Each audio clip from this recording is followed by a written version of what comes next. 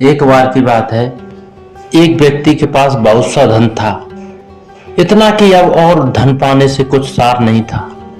जितना था उसका भी उपयोग नहीं हो पा रहा था। मृत्यु समीप आने लगी थी।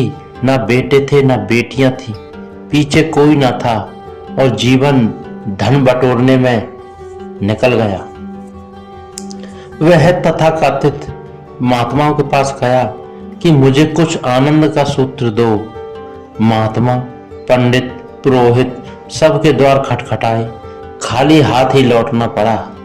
किसी के पास कोई समाधान नहीं मिला।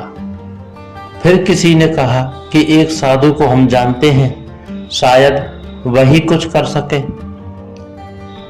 उनके ढंग जरूर अनूठे हैं, इसलिए चौंकना मत। उनके रास्ते उनके निजी हैं। उनकी समझाने की विधियां भी थोड़ी बेढंगी होती हैं, मगर अगर कोई ना समझा सके तो जिनका कोई इलाज नहीं है उस तरह के लोगों को हम वहां भेज देते हैं। जिनका कहीं कोई इलाज नहीं होता उनके लिए सुनिश्चित वहां उपाय है। उस धनी ने एक पोटली हीरे जवाहरातों से भर और साधु के पास पहुंच गया। साधु बैठे थे एक झाड़ के नीचे। धनी व्यक्ति ने पोटली पटक दी उनके सामने और कहा कि इतने हीरे जवाहरात मेरे पास हैं, मगर सुख का कण भी मेरे पास नहीं। मैं कैसे सुखी हूं? साधु ने आप देखा न था पोटली उठाई और भाग लिए वहां से। वह व्यक्ति तो एक क्षण समझ ही नहीं पाया कि ये क्या हो रहा है। महात्मा गण तो ऐसा नहीं करते। एक क्षण तो ठिठका रहा, अवाक। फिर उसे होश आया कि इस साधु ने तो लूट लिया। मारे गए। सारी जिंदगी भर की कमाई साधु ले भागा। हम सुख की तलाश में आए थे और दुखी हो गए।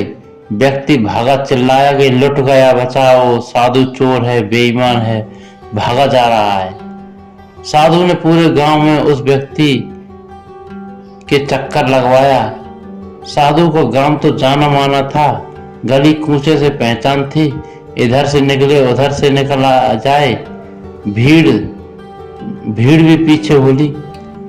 भीड़ तो साधु को जानती थी कि जरूर कोई विधि होगी। गांव तो साधु से परिचित था, उसके ढंगों से परिचित। धीरे धीरे आश्वस्त हो गया था कि वह जो भी करे, वह चाहे कितना बेबूझ मालूम पड़े, भीतर कुछ राज होता है। लेकिन उस व्यक्ति को तो कुछ समझ ही नहीं आया। वह पसीना पसीना जीवन में कभी भागा ही नहीं था। इतना भागा, इतना थका मांदा। साधु उसे भगाता हुआ, दौड़ाता हुआ, पसीने से लथपथ कराता हुआ वापस अपने झाड़ के पास लौट आया, जहां उसका घोड़ा खड़ा था। साधु ने लाकर पोटली वहीं घोड़े के पास पटक दी और स्वयं झाड़ के पास छिप गया। वहां व्यक्ति लौटा।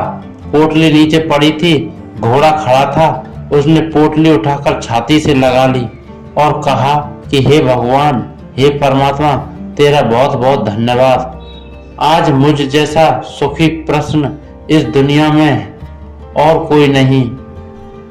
मुझे मेरा धन वापस मिल गया। साधु वृक्ष के पीछे से झांके और कहा, कुछ सुख मिला?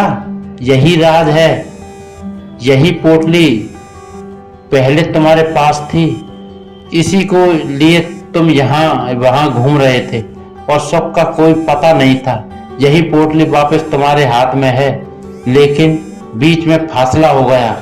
थोड़ी देर को पोटली तुम्हारे हाथ में ना थी। थोड़ी देर को पोटली से तुम वंचित हो गए थे।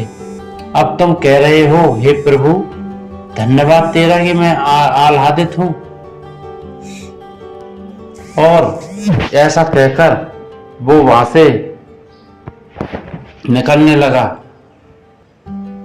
और उसने साधु ने कहा, बैठो घोड़े पर और भाग जाओ, नहीं तो मैं पोटली भी छीन लूंगा। रास्ते पर लगो। रास्ता तुम्हें मैंने बता दिया है। लोग ऐसे ही हैं। लोग ही नहीं, सारा अस्तित्व ऐसा ही है। हम जिसे गवाते हैं उसका मूल्य पता चलता है, और जब तक गवाते नहीं तब तक मूल्य पता नहीं चलता। जो तुम्हें मिला है उसकी तुम्हें 2 कौड़ी की कदर नहीं, और जो खो गया उसके लिए तुम रोते हो। जो खो गया उसका अभाव खलता है।